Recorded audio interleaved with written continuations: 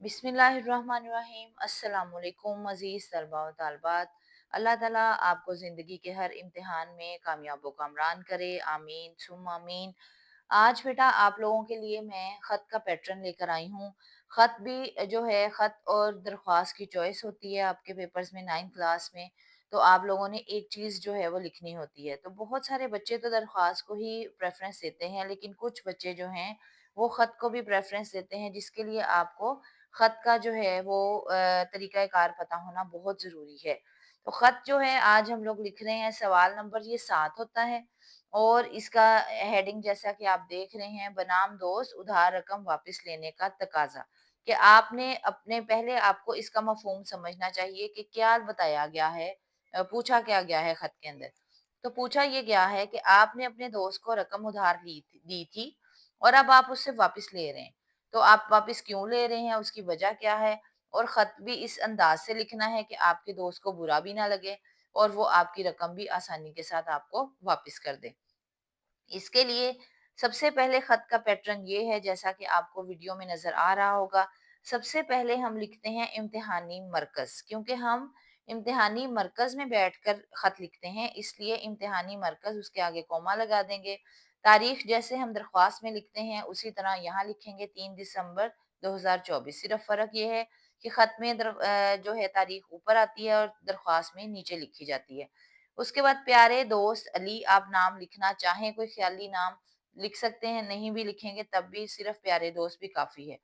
उसके बाद अस्सलाम वालेकुम का देखें, उसके अंदर वाव नहीं है, ऊपर पेश होती है। ये बच्चे बहुत ज़्यादा गलती करते हैं, इस वजह से आप अस्सलाम वालेकुम को जो है वो तरीके से लिखेंगे।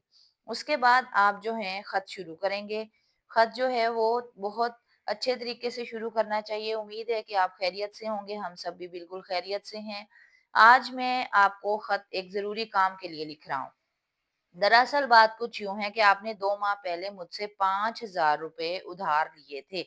आपने 1 माह बाद लौटाने का वादा किया था, मगर अब 2 माह हो गए हैं, मैं अभी भी तकाज़ा ना करता, मगर मजबूरी आन पड़ी है। सच है ना? अब यहाँ पर आप एक जो है कोटेशन ऐड कर रहे हैं, तो इस वजह से आप वो मार्कर से लिखेंगे। दोस्त वो जो मुसीबत में काम आए। मुझे स्कूल की फीस अदा करनी है। घर वालों ने जो फीस के पैसे दिए थे वो मुझे अपनी बाइक पर लगाने पड़ गए, क्योंकि पिछले दिनों मेरा एक्सीडेंट हुआ था। तो अब मुझे पैसों की सख्त ज़रूरत है।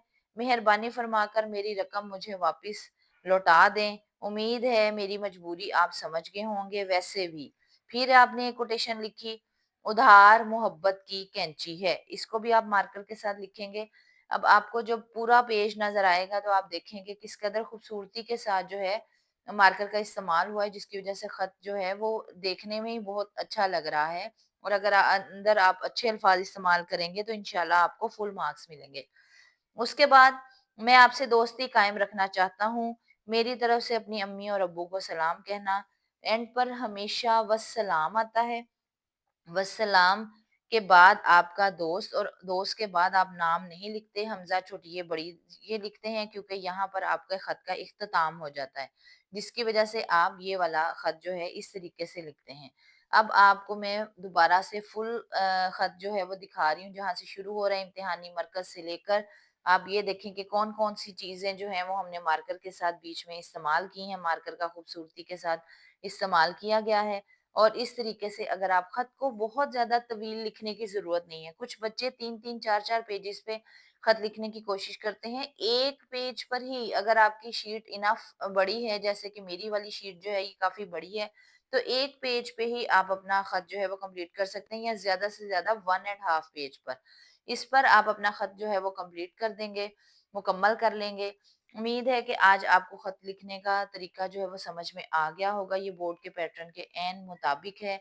इस वजह से आप लोग जो हैं चैनल को सब्सक्राइब कर लीजिएगा, लाइक कर लीजिएगा। अल्लाह हाफ़िज़।